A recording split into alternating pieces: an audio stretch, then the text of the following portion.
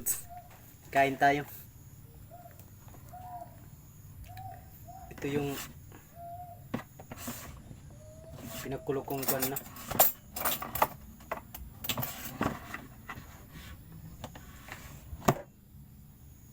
Ito yung pinakulo ko ng mainit na tubig ito. Isang tinapa lang nilagay ko dito pang ulam.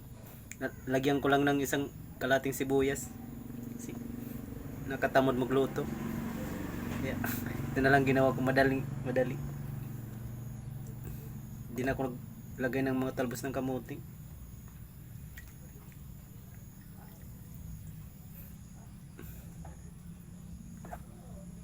Buti medyo malaki na yung laman ng tinapa.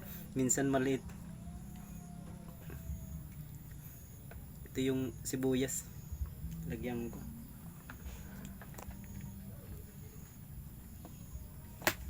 Kain tayo.